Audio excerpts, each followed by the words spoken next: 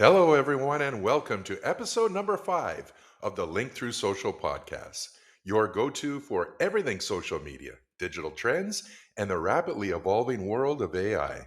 I'm your host, Paul Wright.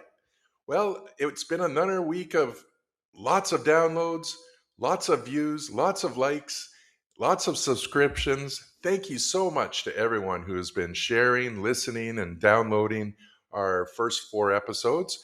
Let's keep this going. Let's keep the momentum up, and we'll build this community together. So let's get started, and we're going to start off with some Google news. Google's AI mode can now help you find products in stock right nearby. That's very cool. Google is rolling out a few new features actually that are designed to help with planning summer travel.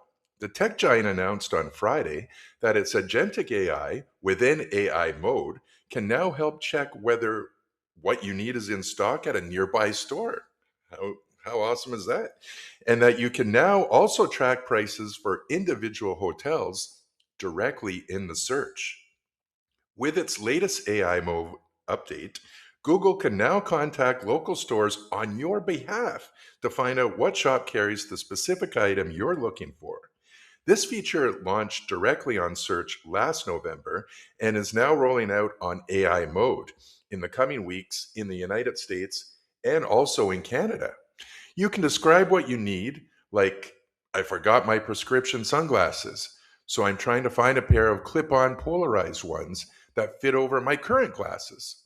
Where can I get some nearby? Google will then make the calls and send you the details afterwards. Although you can already track hotel prices at the city level, the new update lets you do so for a specific hotel that you're interested in. On the desktop version, you can now do this by looking up a hotel by name and then tapping the new price track toggle. On mobile, you'll find the option under the Prices tab after you search. So once you set this up, you will receive an email alert if the price changes during your chosen dates that you want to visit. So Google is really stepping up, and that sounds like a really great update. Now, next, you might know this company, Pattison Outdoor. The name might sound familiar, but you have seen this company's work all over the place. They're the company that has most of the posters in the subways, in the bus shelters, also the big, huge street signs when you're driving along the highway or some of the major roads.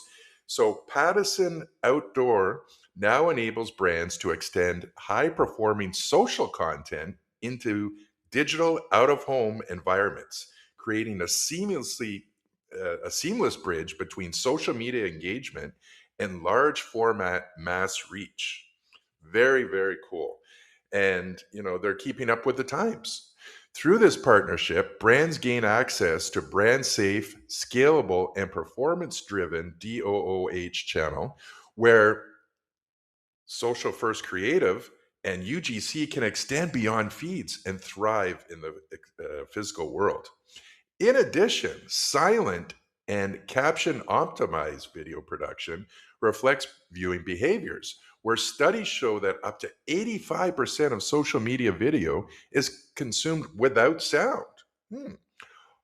On screen text also increases retention and the likelihood of viewers watching for longer or to the completion. Progressive brands now design video content to communicate effectively in silent mode through on screen text, captions, and visual storytelling that does not require audio. This approach expands potential viewing context and improves accessibility with maintaining effectiveness for your DOOH. A campaign with a Toronto based content creator in the winter of 2026 saw over 1 in 3 frequent subway riders recall the ad, with 72% among them engaging with the ad, brand, or influencer in some sort of way. So, this is a new way of advertising, and good for Pattison for keeping up the times. We'll see how this progresses, and I'm sure it will get in more detail as the time goes by. Next, Calgary professor investigates role social media AI plays in hate crimes. This is a serious matter.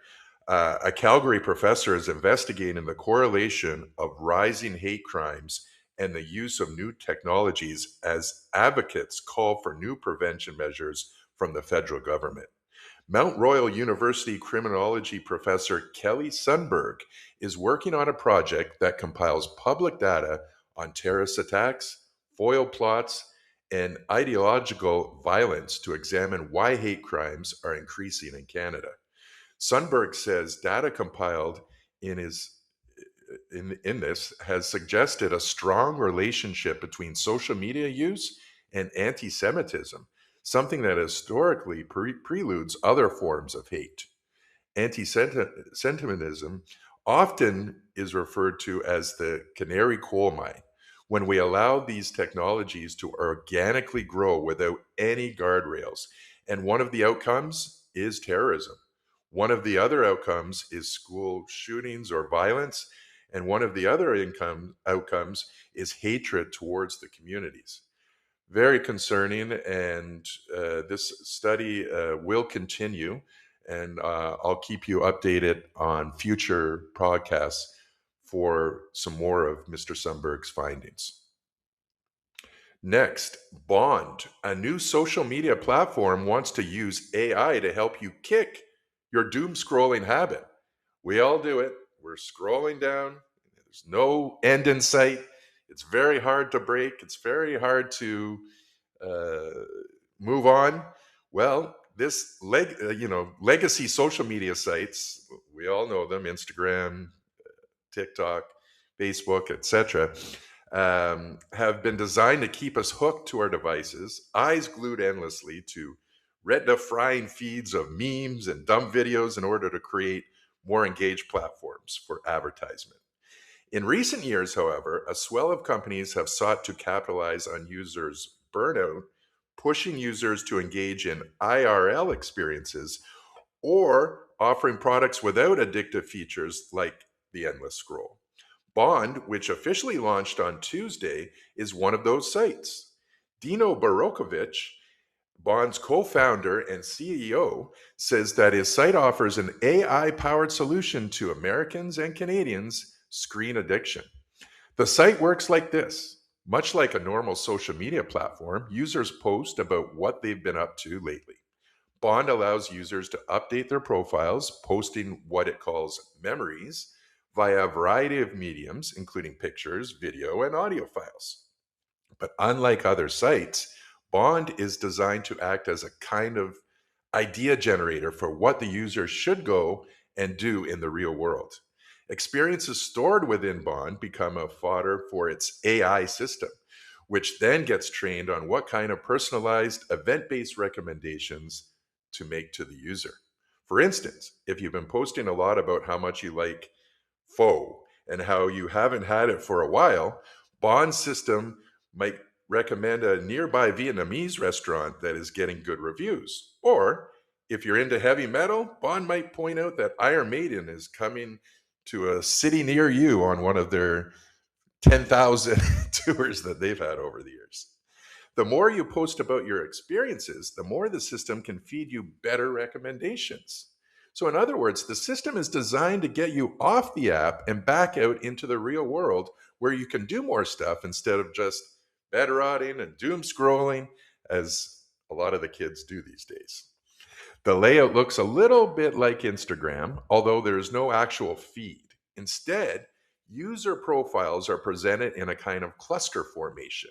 Clicking on a profile brings up the user's current stories. These stories disappear from your public facing profile after 24 hours, like some of the traditional platforms. Barocevich also said that but when they get stored in your private profile, these stories, it helps to build your profile over time. Users can search through their own archive of memories whenever they want, but just not others. So Bond's team includes people who previously built major social media apps, including TikTok, Twitter X, and Facebook. And interestingly enough, They envision a scenario in which eventually users can license their own data from Bond's archives, selling it to companies that want to use it for AI training purposes. In this scenario, Bond would take a very small cut of the profits via a licensing fee, thus generating ongoing revenue and positioning itself as a data provider to AI companies that are looking to tune up their models. The idea behind this licensing model is is that you can monetize your memories. If we can become this platform with the right incentive structure to get billions of people to create about their daily lives, we will naturally become a really attractive place for people to want to train GPT 6 and 7, all the other variants that are going to come up in the future. Wow, this is interesting. And some of you might know I'm a huge fan of the Shark Tank and Kevin O'Leary. And when he always talks about different things, but licensing is where it's at. Now you're going to be licensing your own thoughts, your own habits, your own um, things that you like to do. Think about it. This is very interesting. So I am actually going to set up an account on Bond this week. And in the coming weeks on this podcast, I will talk about the experience more because I'm very intrigued about this. So if you want to do that as well and send me some feedback, I can be reached by email at linkthrusocial, that's THRU, at gmail.com. Now, just a quick programming note. Due to a scheduling conflict, our first guest that was supposed to appear this week here on the podcast could not make it in time for the recording.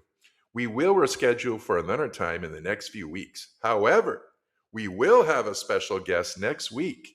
We will be releasing the details on our socials very shortly. And this ties into a new sponsor that the podcast is going to have next week as well. So, very exciting news. Stay connected to our socials, and we will let you know what that's going to be. Well, that does it for episode 5. Please don't forget to like, download, and subscribe on the platform where you get your podcasts, and stay connected on our social media accounts at LinkThruSocial on Instagram, X, Facebook, and TikTok, and message any feedback or questions you may have. And access all of those links at our website, linkthrusocialpodcast.com.